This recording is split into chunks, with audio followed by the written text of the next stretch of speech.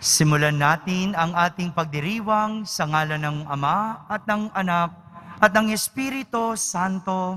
Amen. Ang pagpapala ng ating Panginoong Hesukristo, ang pag-ibig ng Diyos Ama at ang pakikipagkaisa ng Espiritu Santo naway sumainyong lahat. At sumaiyo rin. Mga kapatid, aminin natin ang ating mga kasalanan upang tayo'y maging marapat gumanap sa banal na pagdiriwang.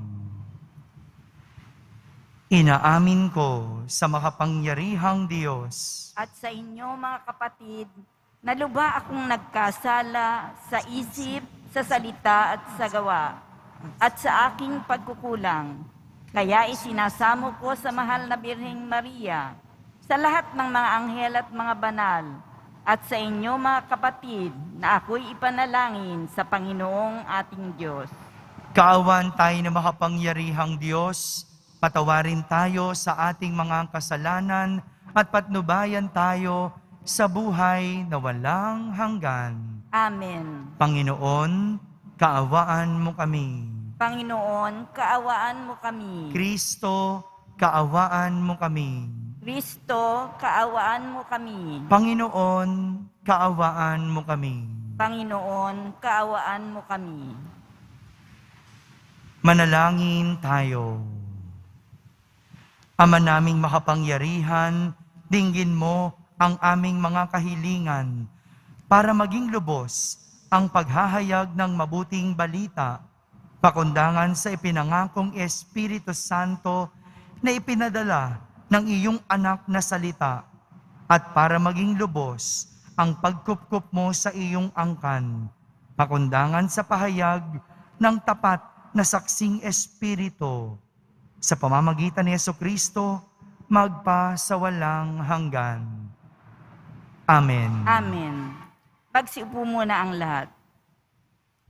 Pagbasa mula sa mga gawa ng mga apostol.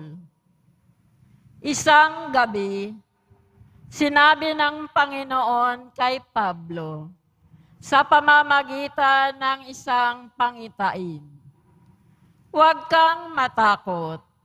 Ipagpatuloy mo ang iyong pangangaral.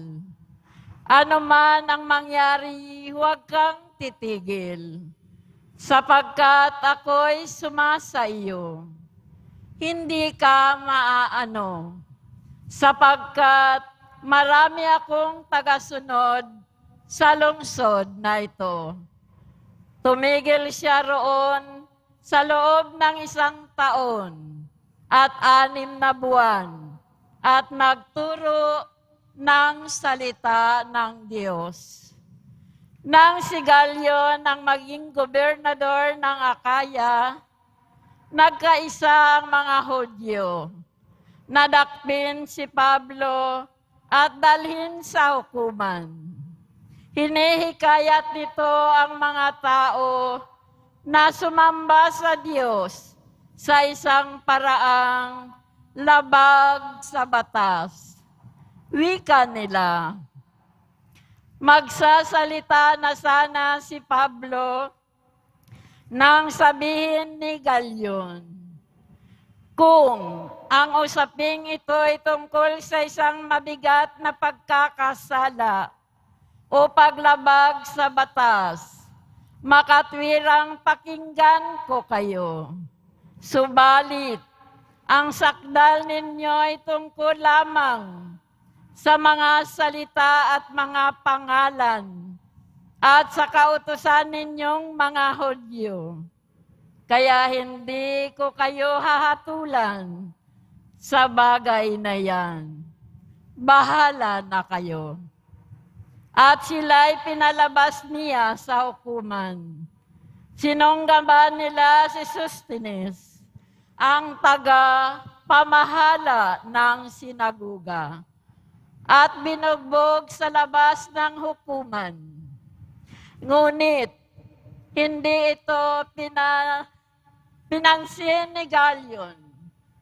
Pagkatapos nito, ilang araw pang nananatili si Pablo sa Corinto. Saka nagpaalam sa mga kapatid, Pagdating sa Caesarea,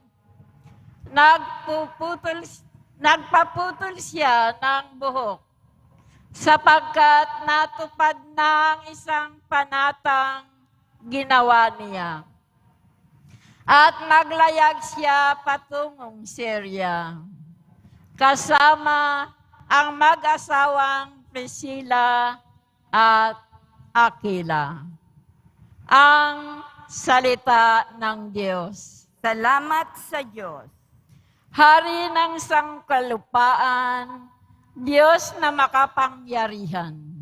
Hari ng sangkalupaan, Diyos na makapangyarihan. Magdiwang ang lahat ng mga nilikha. Pumalakpak kayong may awit at tuwa. Bilang pagpupuri sa Diyos na dakila. Ang Diyos na poon, kataas-taasan, ay dakilang haring dapat katakutan. Siya ay nagahari sa sangkatauhan. Hari ng sangkalupaan, Diyos na makapangyarihan. Tayo'y pinagwagi sa lahat ng tao, sa lahat ng bansay na mahala tayo. Siya ang pumili ng ating tahanan, ang lupang minana ng mga hinirang.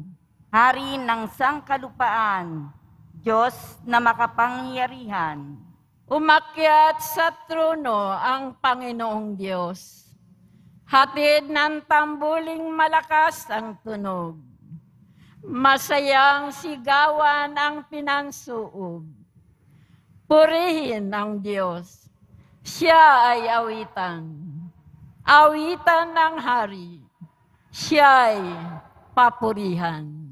Hari ng sangkalupaan, Diyos na makapangyarihan. Magsitayo na po ang lahat.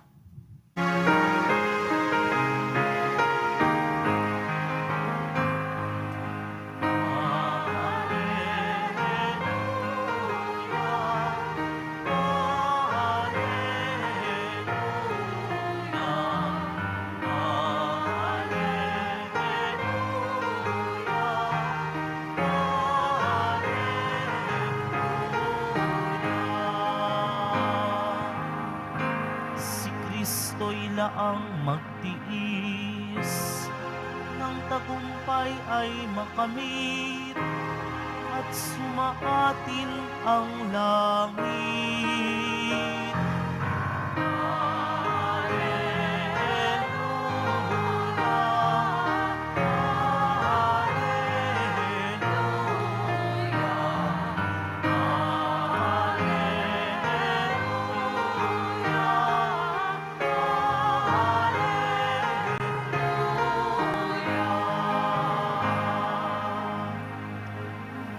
Sumainyo ang Panginoon. At sumayo rin. Ang mabuting balita ng Panginoon ayon kay San Juan. Papuri sa iyo, Panginoon.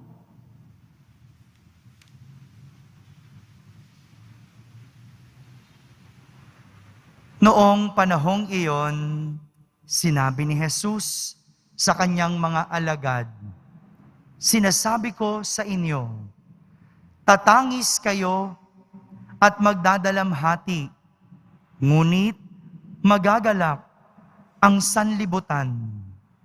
Matitigib kayo ng kalungkutan, subalit ito'y magiging kagalakan. Kapag nagdaramdam na ang isang babaeng manganganak, siya'y nahahapis sapagkat dumating na ang oras ng kanyang paghihirap. Ngunit, pagkapanganak, hindi na niya naaalala ang hirap. Siya'y nagagalak dahil sa ipanganganak na sa sanlibutan ang isang sanggol. Gayon din naman kayo. Nalulumbay kayo ngayon, ngunit muli akong makikipagkita sa inyo.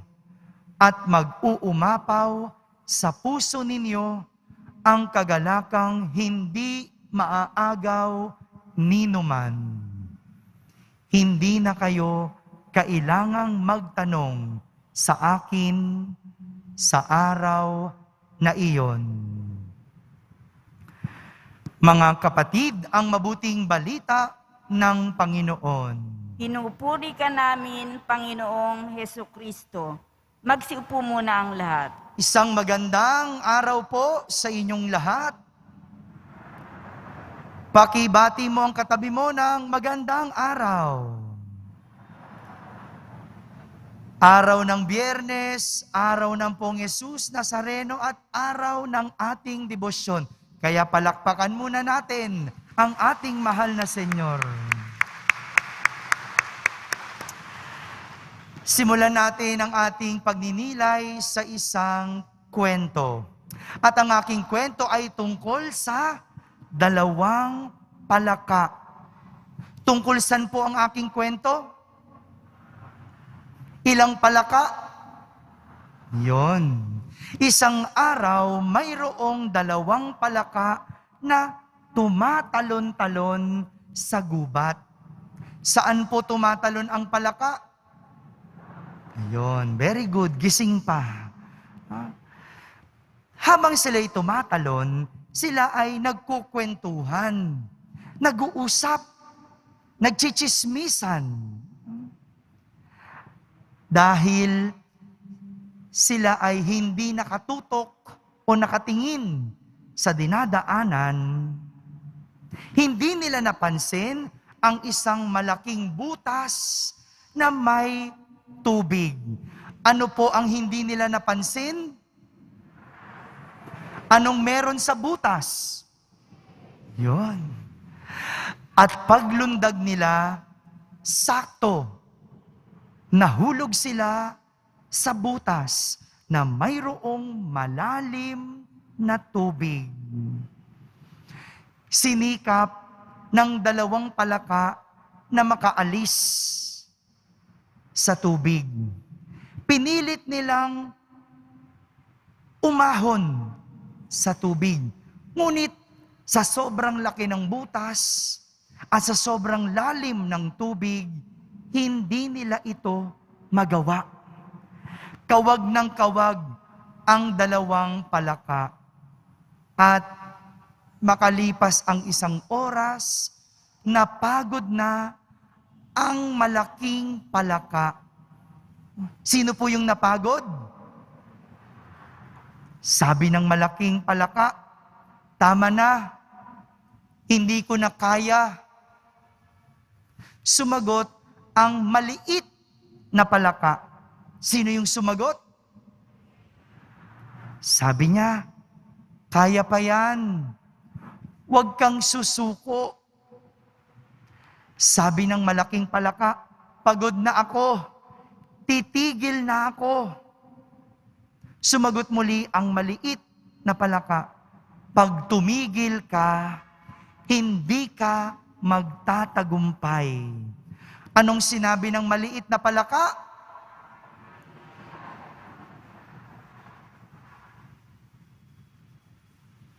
Hindi nakinig yung malaking palaka. Sa pagod, sa hirap, tumigil ito at tuluyang nalunod. Lumipas ang 1 pang oras, nagmanhid na ang mga binti ng maliit na palaka. At sinabi nito sa sarili, pag tumigil ka, hindi ka magtatagumpay. Paulit-ulit niya itong sinasabi habang kumakawag, habang nagmamanhid, habang sumasakit ang kanyang mga binti. Pag tumigil ka, hindi ka magtatagumpay. Lumipas ang 1 na namang oras, patuloy sa pagkawag ang maliit na palaka. At hindi niya namamalayan, unti-unting lumalapit sa kanya ang katawan ng malaking palaka na lumulutang, patay. Dahil dito, natuntungan niya yung katawang patay ng malaking palaka. At dito, nakatalon siya at nakalabas ng butas na may malalim na tubig. Ang aral, huwag mapanghinaan ng loob kahit ang sitwasyon ay hindi umaayon. Minsan, ang ating kasawian ang pwedeng gawing tuntungan para ang isang bagay ay mapagtagumpayan. Mga kapatid, ito rin po ang aral na nais ituro sa atin ng ating mga pagbasa sa araw na ito. Sa ating ebanghelyo, pinagsasabihan ni Jesus ang kanyang mga alagad. Ang sabi ni Jesus, tatangis kayo at magdadalamhati, ngunit magagalak ang sanlibutan. Matitigib kayo ng kalungkutan, subalit ito'y magiging kagalakan. Nagpapaalam na kasi si Jesus sa kanyang mga alagad dahil siya ay babalik sa kanyang Ama. Siya ay pupunta sa langit. Kaya nga, sa linggo, ipagdiriwang natin ang pag-akyat ni Jesus sa langit. At hindi pa man nangyayari yon, unti-unti nang nagpapaalam si Jesus. Kaya nga, nalulungkot ang mga alagad ni Jesus. Dahil matapos mabuhay o muling mabuhay ni Jesus, aalis naman ito. Akala ng kanyang mga alagad, tagumpay na sila. Akala ng mga alagad, panalo na sila sapagkat nabuhay muli si Jesus. Pero bakit ngayon aalis siya? Iiwan na naman sila ni Jesus. Kaya nga, tigib ng lungkot ang mga alagad ni Jesus. Tagumpay na sana. Bakit parang talo pa? Kaya lungkot, dalamhati at pagtangis na naman ang naramdaman ng mga alagad ni Jesus. Ngunit, ginamit niya ang imahe ng isang babaeng nanganganak. Ano po ang ginamit ni Jesus na imahe? O diba? Kaunti na, tulog na yung iba. Ginamit niya yung babaeng nanganganak para daw ganito. Masakit, makirot, mahirap, iiyak ka sa sakit at ikaw ay magdudusa. Pero pagkatapos nito, may lalabas na isang magandang bagay. At malilimutan mo ang sakit. Malilimutan mo yung hirap. Malilimutan mo yung hapdi. Dahil makikita mo may lalabas na isang magandang bagay. Kaya sa lahat ng mga umiiyak, nasasaktan, bumagsak, talunan, nawawala ng pag-asa at napanghihinaan, ang sinasabi ni Jesus, sa katapusan ng lahat, magkakaroon ng kagalakan. Sa katapusan ng lahat, magkakaroon ng kagalakan. Kaya sige lang, magsaya ang mga natutuwa sa iyong pagkatalo. Magbunyi ang mga nasisiyahan sa iyong dusa. Mang-asar kayo sa mga bumagsak at talunan. Sa huli, may naghihintay na kagalakan at tagumpay sa mga umiiyak, nasasaktan, bumagsak, talunan, at nawalan. Kaya nga, ganito rin yung sinasabi ng Panginoon kay San Pablo sa ating unang pagbasa. Noon, pinagtatawanan at inuusig ang lahat ng mga nangangaral tungkol kay Jesus. Sabi ng Panginoon, huwag kang matakot. Ipagpatuloy mo ang iyong pangangaral. Ano man ang mangyari, huwag kang titigil sapagkat ako'y sumasa iyo. Huwag kang titigil sapagkat ako'y sumasa iyo. Mga kapatid, ito ang mensahe ng ating mga pagbasa sa araw na ito. Sa lahat ng mga napanghihinaan ng loob, dahil ang sitwasyon ay hindi umaayon, sige lang, laban lang, ituloy mo lang, manalig ka lang, umasa ka lang, idasal mo lang. Tandaan, minsan, ang ating kasawian ang pwedeng gawing tuntungan para ang isang bagay ay mapagtagumpayan. Amen? Amen. Magsitayo po ang lahat. Minamahal kong mga kapatid, habang inaasam natin at hinihintay ang kaligayahan ng langit, manalangin tayo na ipagkaloob sa atin ang lakas upang maisabuhay ng lubos ang ating pananampalataya. Ating sambitin sa bawat panalangin, puspusin mo kami ng iyong kagalakan, O Panginoon. Puspusin mo kami ng iyong kagalakan, O Panginoon. Bilang bayan ng Diyos, tayo naway umako sa krus ni Kristo at maging buhay na mensahe ng pag-asa sa mga taong ipinagkatiwala. Sa pangangalaga natin, manalangin tayo. Puspusin mo kami ng iyong kagalakan, O Panginoon. Ang mga nawawala ng pag-asa, naway pasiglahin muli sa kagalakang nagmumula sa makapangyarihang Diyos, manalangin tayo. Puspusin mo kami ng iyong kagalakan, O Panginoon.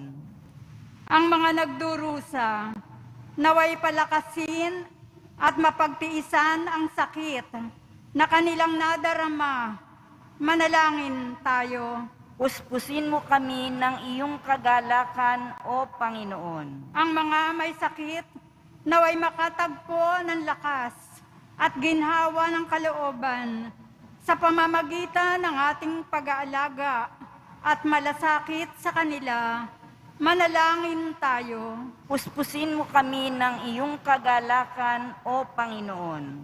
Ang mga namayapa, naway magpahinga sa kapayapaan ng Diyos, manalangin tayo. Puspusin mo kami ng iyong kagalakan, O Panginoon. Sa katahimikan ating ilapit sa Diyos ang ating mga pansariling kahilingan at dinadalang mga kahirapan.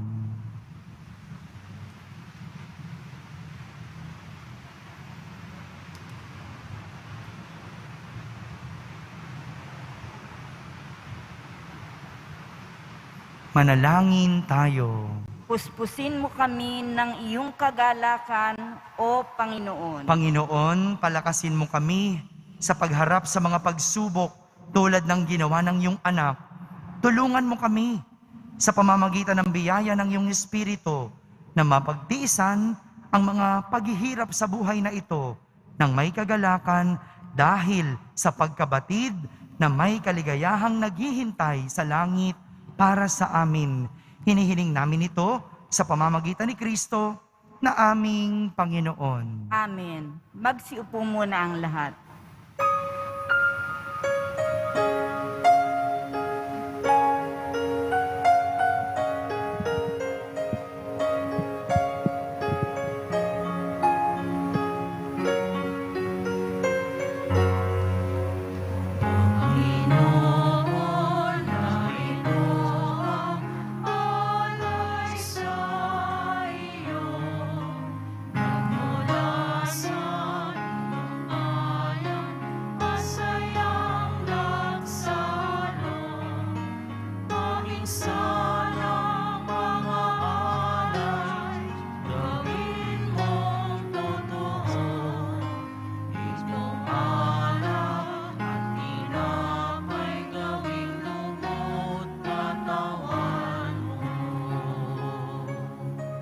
Magsitayo na po ang lahat. Manalangin kayo mga kapatid upang ang paghahain natin ay kalugdan ng Diyos amang makapangyarihan. Tanggapin nawa ng Panginoon itong paghahain sa iyong mga kamay, sa kapurihan niya at karangalan, sa ating kapakinabangan at sa buong sambayanan niyang banal. Ama naming lumikha, tanggapin mo at kalugdan ang mga alay na iyong angkan upang sa tulong ng iyong paglingap at pagsubaybay, ang bigay mo sa aming puhunan ay hindi masayang, kahit tumubo pa ng mga kaloob mong walang katapusan.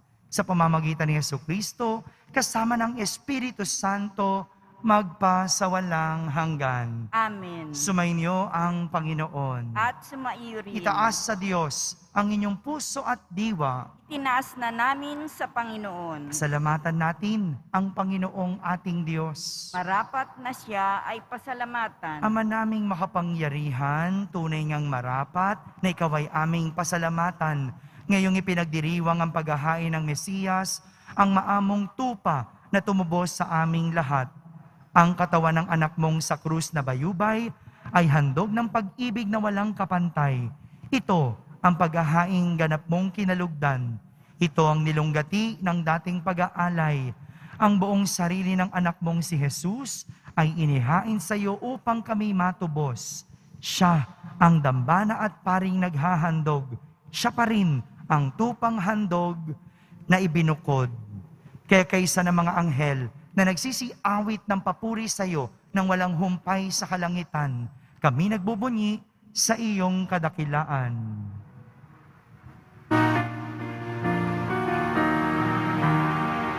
Santo, Santo, Santo, ang Diyos sa mga puto.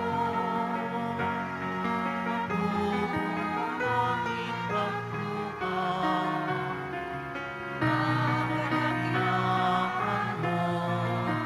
Sana, sana, sa kaitaasan. Sana, sana, sa kaitaasan. Pinagpala ang nakaririto sa ngalan ng Panginoon. Sana, sana, sa kaitaasan. Sana, sana, sa kaitaasan. Sana, sana, sa kaitaasan. Sana, sana, sa kaitaasan. Magsilud. Magsilud po ang lahat. Ama naming banal, ikaw ang bukal ng tanang kabanalan. Kaya't sa pamagitan ng iyong Espiritu, ay gawin mong banal ang mga kaloob na ito upang para sa amin ay maging katawan at dugo ng aming Panginoong Hesukristo. Bago niya, pinagtiis ang kusang loob na maging handog, hinawakan niyang tinapay, pinasalamatan kanya, pinaghati-hati niya iyon, iniabot sa kanyang mga lagad at sinabi, "Tanggapin ninyong lahat ito at kanin. Ito ang aking katawan na inihahandog para sa inyo."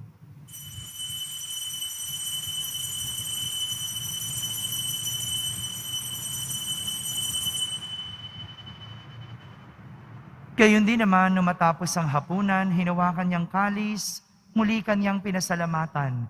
Iniabot niyang kalis sa kanyang mga lagad at sinabi, "Tanggapin ninyong lahat ito at inumin. Ito ang kalis ng aking dugo, ng bago at walang hanggang tipan. Ang aking dugo na ibubuhos para sa inyo at para sa lahat, sa ikapagpapatawad ng mga kasalanan. Gawin ninyo ito sa pag-alaala sa akin."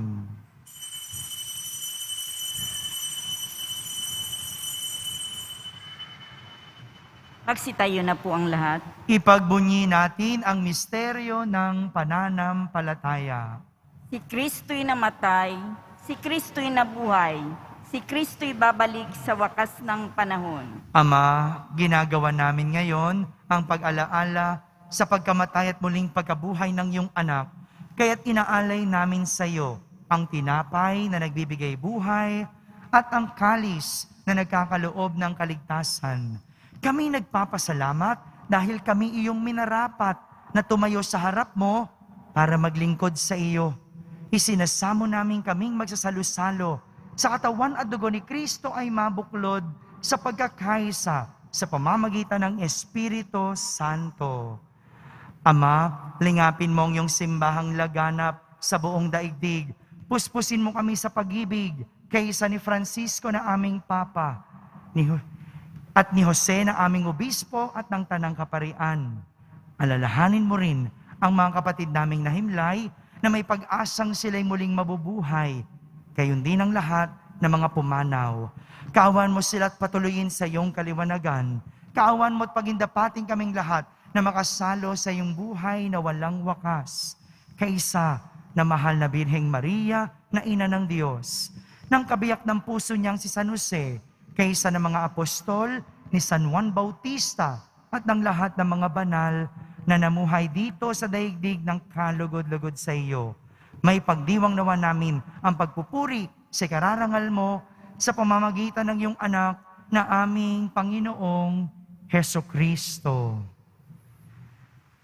Sa pamamagitan ni Kristo, kasama niya at sa Kanya, ang lahat ng parangal at papuri ay sa iyo, Diyos Amang makapangyarihan, kasama ng Espiritu Santo, magpa sa walang hanggan.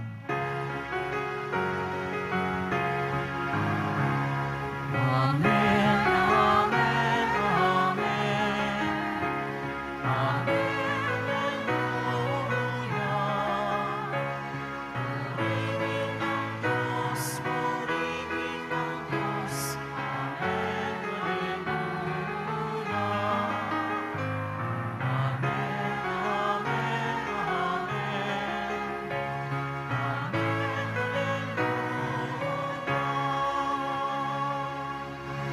Sa tagubilin ng mga nakahagaling na utos at turo ni Jesus na Panginoon natin at Diyos, ipahayag natin ng lakas loob. Ama namin, sumasalangit ka, Sambahin ang ngalan mo, mapasa amin ang kaharian mo. Sundin ang loob mo dito sa lupa para ng sa langit. Bigyan mo kami ngayon ng aming kakanin sa araw-araw at patawarin mo kami sa aming mga sala para ng pagpapatawad namin sa nagkakasala sa amin. At huwag mo kaming ipahintulot sa tukso at iadya mo kami sa lahat ng masama. hinihiling namin kami iadya sa lahat na masama, pagkalooban ng kapayapaan araw-araw, iligtas sa kasalanan at ilayo sa lahat ng kapahamakan. Samantalang aming pinananabikan ang dakilang araw ng pagpapahayag ng tagapagligtas naming si Hesukristo. Sapagkat iyo ang kaharian at ang kapangyarihan at ang kapurihan magpakailanman. Amen. Panginoong Hesukristo, sinabi mo sa iyong mga apostol, kapayapaan ang iniiwan ko sa inyo. Ang aking kapayapaan ang ibinibigay ko sa inyo. Tunghayan mo ang aming pananampalataya at huwag ang aming pagkakasala. Pagkalooban mo kami ng kapayapaan at pagkakaisa, ayon sa iyong kalooban, kasama ng Espiritu Santo, magpa sa walang hanggan. Amen. Ang kapayapaan ng Panginoon ay laging sumainyo. At sumaiyo rin. Magbigayan kayo ng kapayapaan sa isa't isa. Kapayapaan po para sa lahat.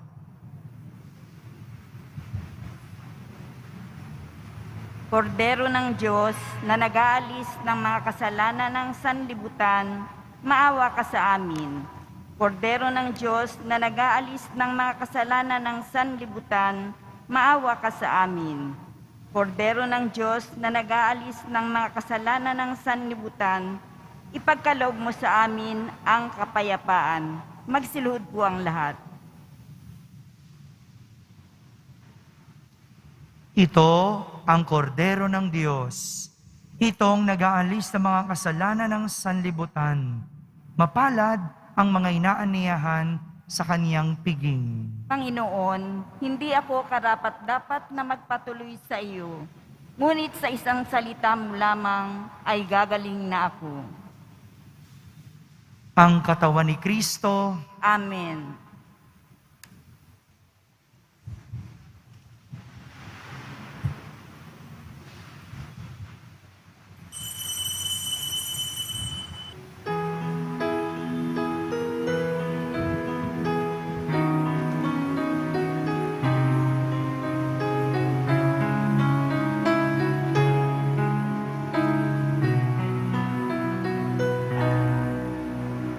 Si Kristo'y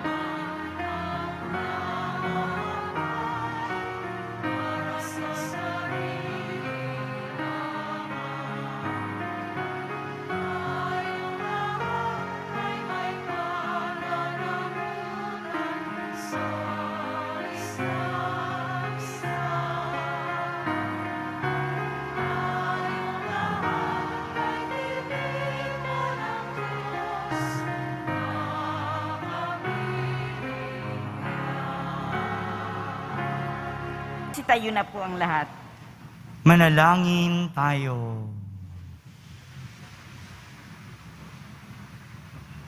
Ama naming mapagmahal, ipagpatuloy mo ang iyong matapat na pagsubaybay sa iyong mga dinudulutan ng kaligtasan upang ang mga ipinagpakasakit na sagipin ng iyong anak ay makinabang sa pagkabuhay niyang nagbibigay galak. Sa pamamagitan niya, kasama ng Espiritu Santo, magpasawalang hanggan. Amen.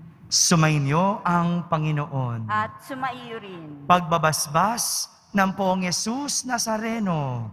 Mahal na Poong Yesus Nazareno, inihayag mo sa pamamagitan ng krus ang walang maliw na pag-ibig ng Diyos sa sangkatauhan. Pakinggan mo ang kahilingan ng iyong angkan na nagsusumamo sa iyo.